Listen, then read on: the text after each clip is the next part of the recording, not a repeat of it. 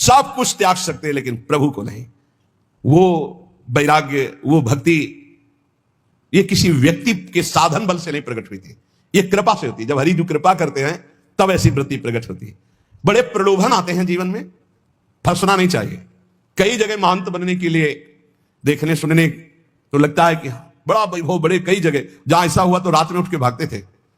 साधु रात में जगता है, जैसे जो चोर हैं वो रात में नहीं जगते क्योंकि उनको सांसारिक वस्तु चुरानी होती है। और संत जन अपनी श्वासों को परमात्मा में लगाते हैं और रात में सब सोते हैं, उनकी अलग यात्रा होती है। वो भगवत मार्ग के यात्री अंदर की यात्रा रात्रि में करते हैं। जागृति संयमी या निशा जागृति संयमी रातों में नींद नहीं आती थी। 15-20 मिनट 30 मिनट ऐसा लगता था कई घंटे सो चुके, क्योंकि एक आग जल रही थी, एक आग जल रही। कैसे ब्रह्म साक्षात्कार हो, कैसे भगवत प्राप्ति। एक बलिहारी है उस वृत्ति की, वो केवल भगवान के द्वारा दी जाती है, वो केवल भगवान के द्वारा, वो किसी साधन से नहीं होती, भगवत प्रदत्त है। जब मिलती पूज्य पादुड़िया बाबा जी के अंदर ऐसी जागृत हुई कि प्राण त्यागने की इच्छा हुई। कैसे ब्रह्म का साक्षात्कार। अब ब्रह्म का साक्षात्कार नहीं तो जीवन किस काम का। यहां तक कि गंगा जी में अपने शरीर को विसर्जित करने की सोच ली, फिर सोचा कि प्राण त्यागने से ब्रह्म साक्षात्कार हो जाएगा। मतलब एक ऐसी लगन लगती है तो सब कुछ छूट जाता है। कभी किसी को पता ही नहीं रहा कि जिंदा है कि नहीं, किसी को पता, ये तो वृंदावन में ये सब नहीं तो किसी को पता नहीं रहा। भगवत मार्ग में जब चलने की सोचे तो एक बार वो चीज प्राप्त करने की सोचे जो किसी जन्म में अभी तक नहीं मिली। हर जन्म में रुपया मिला छूट गया है, पढ़ाई लिखाई की छूट गया है, परिवार मिला छूट गया है, घर मकान मिले, पद प्रतिष्ठा मिली छूट गया है, भगवान नहीं मिले। यार इस जन्म में तो भगवान से मिलने की बात सोच लो, एक बार भगवान से मिल लो, बस एक बार, अनंत जन्मों की बिगड़ी बन जाएगी। उसके लिए आग पैदा हो हृदय में। जीना और मरना अब प्रभु के लिए बड़ा मस्ती का मार्ग होता है, बड़ा मस्ती का मार्ग। फिर प्रभु भी आंख बिचौली खेलते हैं। कोई कदम ऐसे आश्चर्य में गंगा किनारे जा रहे, आगे ऐसे पपड़ी पड़ी हुई है, बिल्कुल सूखा दिखाई दे रहा है, भारी दलदल रबड़ी जैसा ऐसा। पीछे से आवाज, आगे कदम मत रखना, दलदल है। वैसे एक छड़ी ऐसे डाले, एकदम पपड़ी हटी, एकदम रबड़ी जमका बुद्धो। पीछे देखा कोई व्यक्ति नहीं।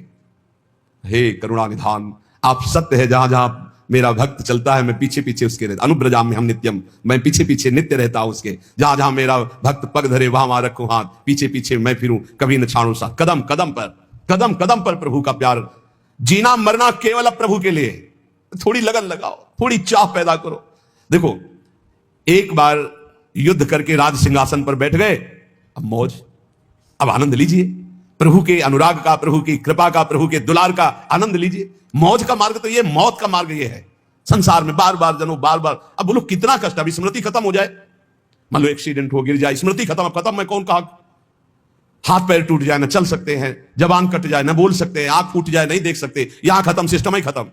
छोटी छोटी नस नाड़ियां ऐसी हैं कि वो किसी तरह खराब हो जाए तो खत्म, मैं कौन कहां कर लो, सब खत्म।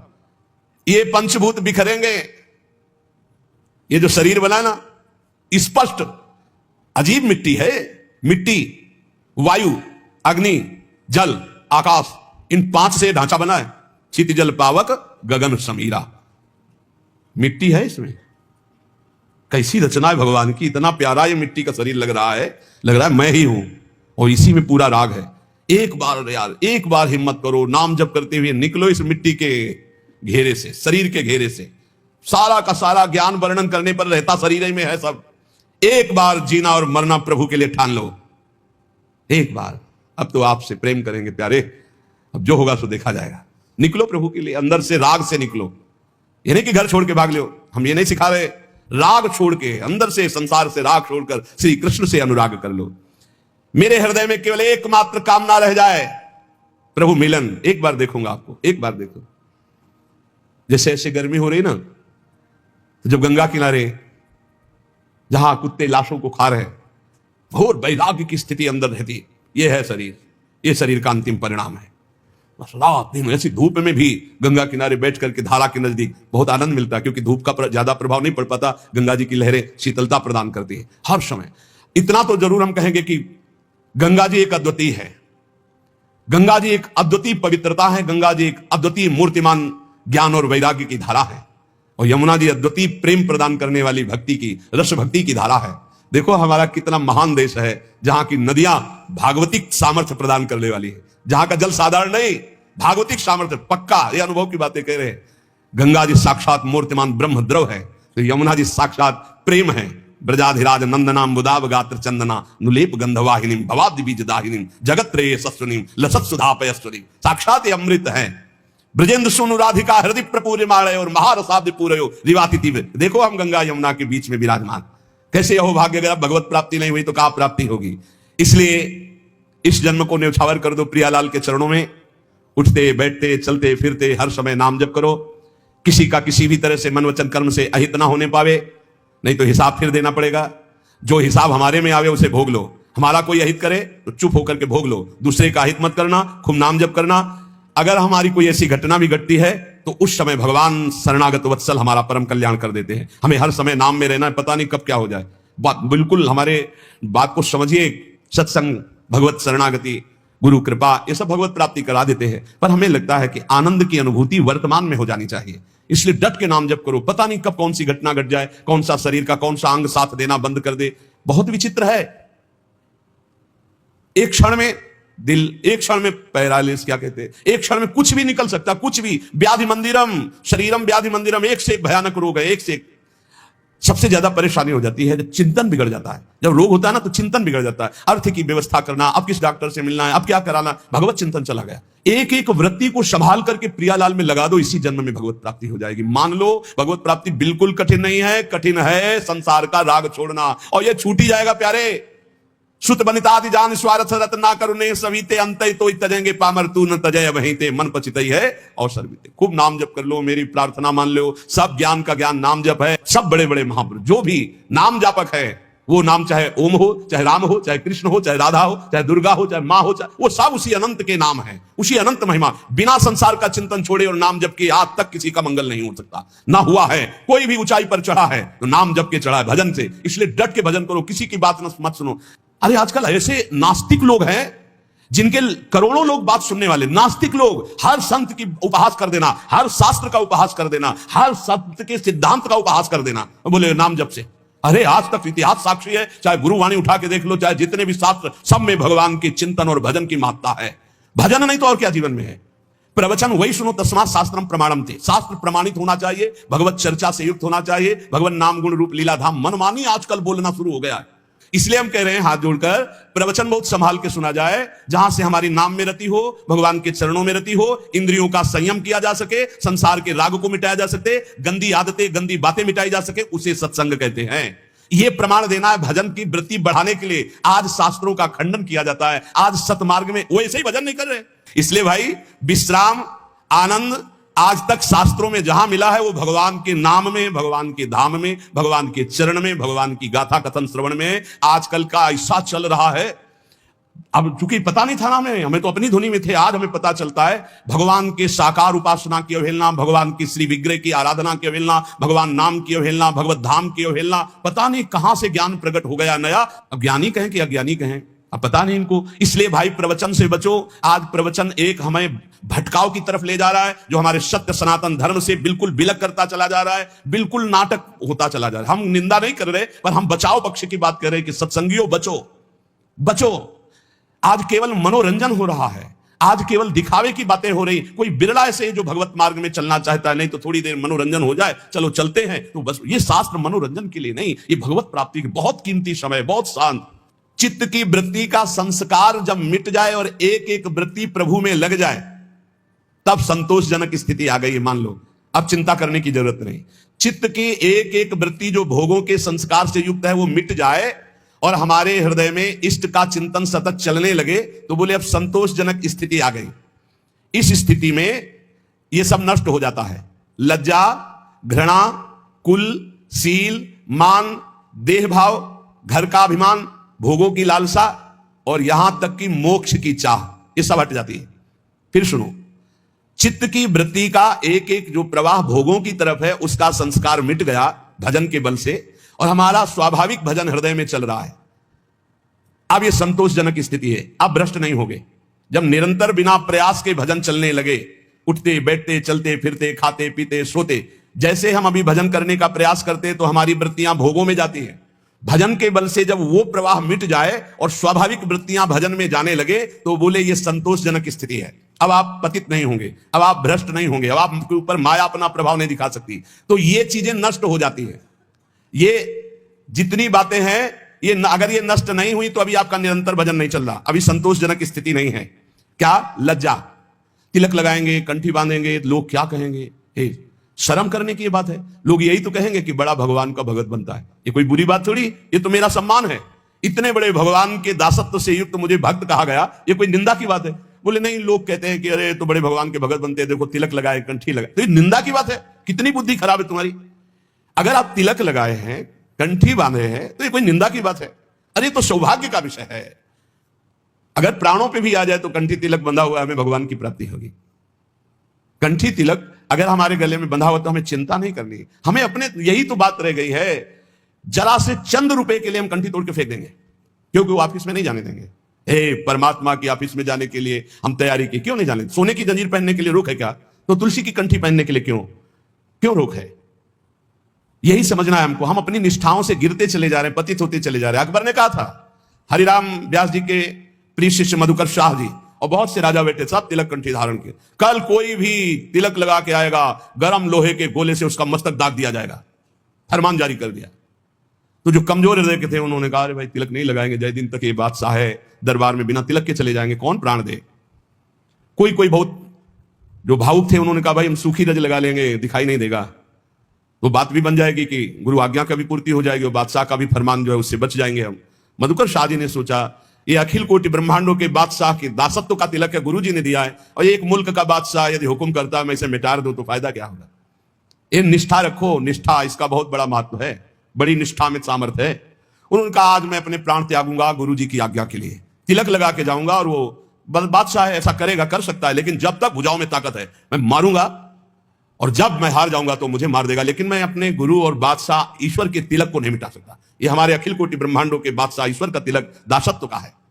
वैसे तो अंगरखी पहन के जाते थे, अंगरखी उतार करके खुला छाती, 12 तिलक बड़े बड़े, लंबी तलवार खींच कर गए। बादशाह ने देखा, कहा, मधुकर शाह तुम हमारे फरमान को नहीं सुना, खींची तलवारों, कहा आपका फरमान सुना लेकिन मेरी निष्ठा को आपने नहीं सुना। ये गुरु प्रदत्त तिलक कंठी है, देखते हैं किसकी भुजाओं में ताकत है कि जीवित हमारे इसको मिटा दे। तुरंत पलट गया अकबर, तुरंत कहा, वाह वाह वाह वाह मधुकर साहब, वाह, सच्चे तिलक तो तुम ही हो। बोलो मैं प्रसन्न हूं, क्या करूं? बोले ब्रजमंडल में किसी भी तरह का शिकार और हिंसा और किसी के ऊपर कंठी तिलक बांधने का कोई भी विरोध न किया जाए, तत्काल पाए सिंह के समान। भगवान का दासत्व का तिलक, भगवान के दासत्व का भाव, बड़ा कलयुग का प्रभाव चल रहा है। शराब की बोतल मेज में ऑफिस में खोल के पियो, कोई मना नहीं करेगा, लेकिन भगवान की अगर गीता पढ़ने लगो तो तुम्हें डर लगेगा। कंठी बांधे हो, तिलक बांधे हो, लज्जा। संतोषजनक भक्ति तभी आई जब लज्जा ना रह जाए। हम हरि नाम कीर्तन करें, हम राधा बोल रहे, भगवान नाम बोल रहे, गंदी गंदी बातें प्रपंच की बोले, कोई लज्जा नहीं, भगवान की बात बोलने में लज्जा लगेगी। कैसे कैसे लोग हैं, चाहे जैसे तुम जो कुछ पहन के जाओ, चाहे जैसे आप सज धज के जाओ, कोई नहीं बोलेगा, लेकिन तिलक लगा लेंगे तो लज्जा लगेगी, कंठी बांधेंगे लज्जा लगेगी, माला जप करने के लिए अगर हम काउंटर लिए तो लज्जा लगेगी। यही भगवान की विचित्र माया है जो हमारी दुर्गति कराती है। इसलिए पहला है लज्जा। भक्ति में न लाज तीन लोकन की, 3 लोगों की लाज नहीं, मृत्यु लोग की तो बात जाने दो, नहीं लाज करनी चाहिए, ठसक से लगाओ रज, जो होगा मंगल होगा। भगवत मार्ग के पथिक है, सब जगह से हटा दिए जाएंगे तो ऐसी जगह खुल जाएगी जहां मंगल हो जाएगा।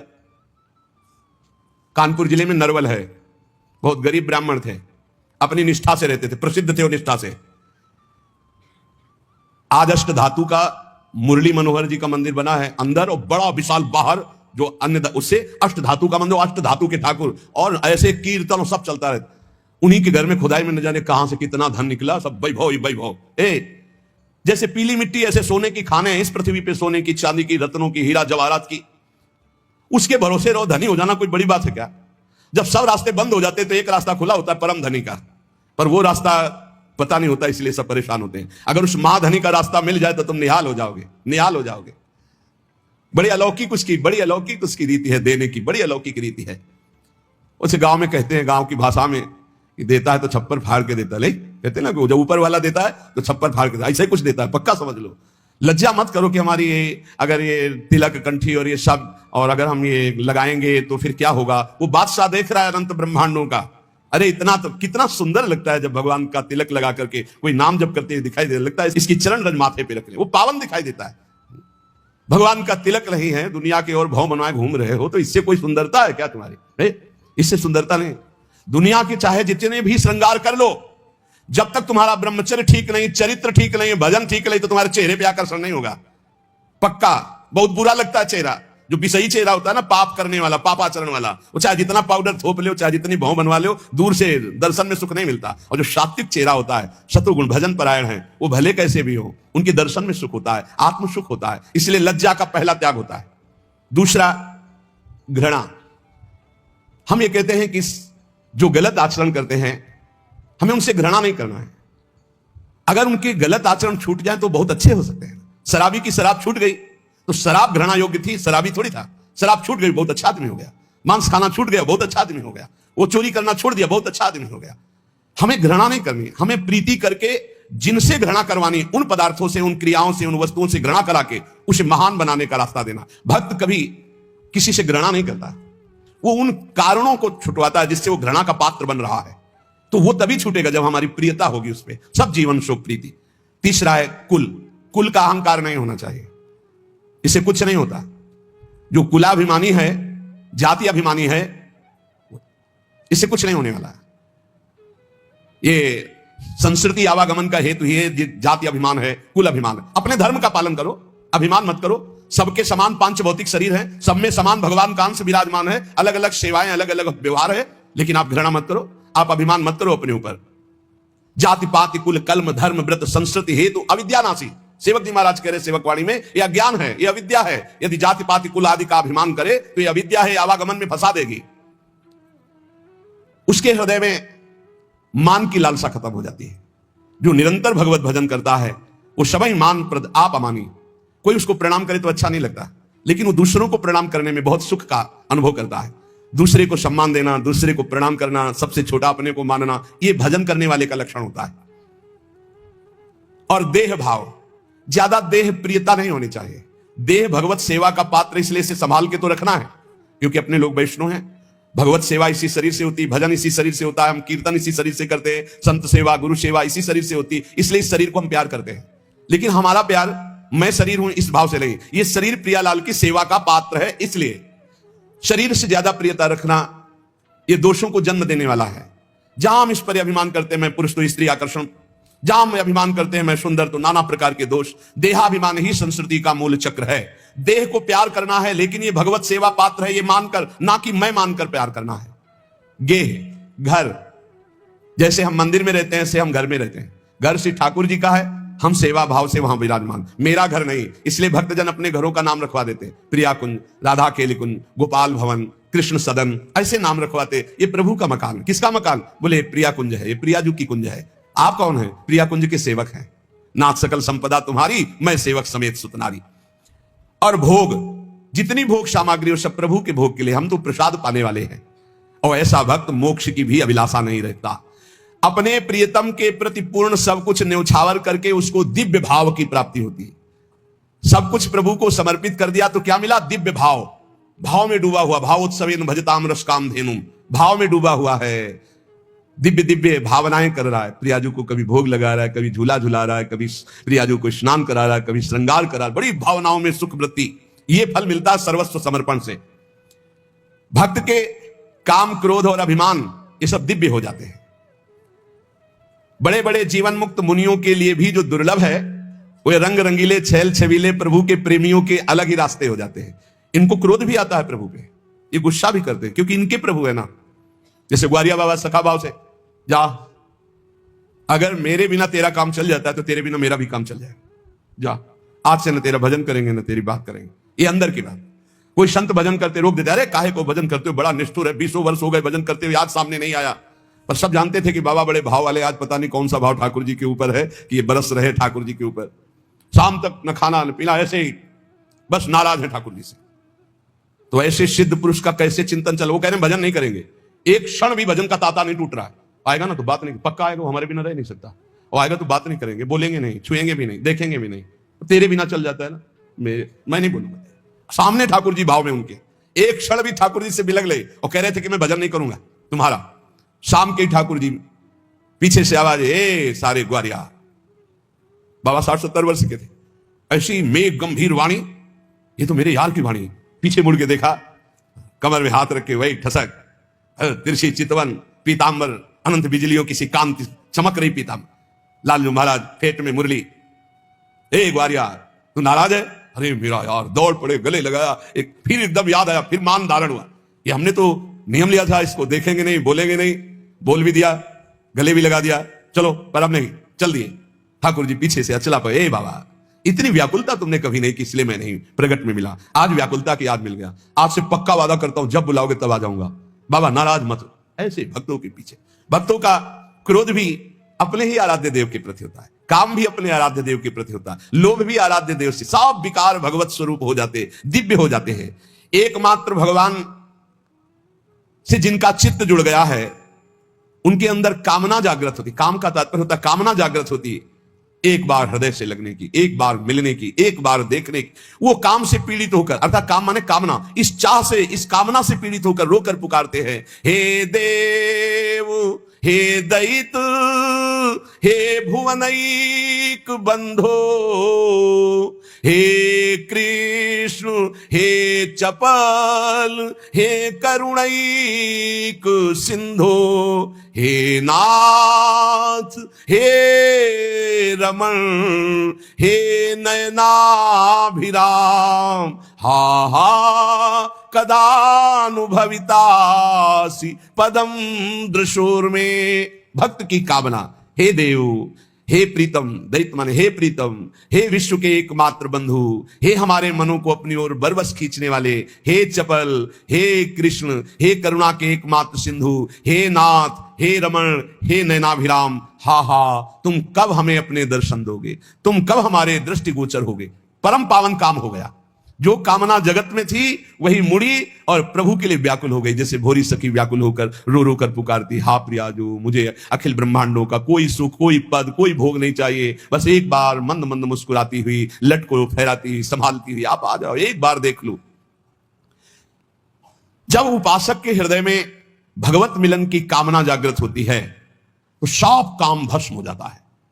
पर यह जागृत होती है जब बहुत नाम जप हो, खूब भगवत चर्चा, सब दोषों का त्याग हो जाए, तब हृदय में विमल कामना, निर्मल कामना जागृत होती है। पर ये होती है भगवत नाम जप, भगवत चर्चा सुनने से। जितनी भगवत कथा सुनी जाएगी, जितनी भगवत चर्चा की जाएगी, जितना नाम जप किया जाएगा, फिर व्याकुलता होने लगती है, ऐसे प्रभु मुझे कब मिले। तो इसलिए हम कहते हैं प्रवचन, उपदेश, संग बहुत संभाल के सुना जाए। जितने वेद, पुराण, शास्त्र सब वर्णन कर रहे हैं, आप उपनिषदों में पढ़ें, उद्गीत, प्रणव, जप का कितना महत्व है, अलग अलग जगह नाम जप का, ये वृंदावन महामहिम राधा नाम का कितना महत्व। तो इसलिए बहुत संभाल कर अपने कानों को रखें, खूब नाम जप करें। पक्का समझ लो, नाम जप के बिना किसी को भगवत प्राप्ति होना बहुत कठिन है। सतयुग में ध्यान से होती थी, त्रेता में यज्ञ से होती थी, द्वापर में पूजा से, कलयुग केवल नाम आधारा।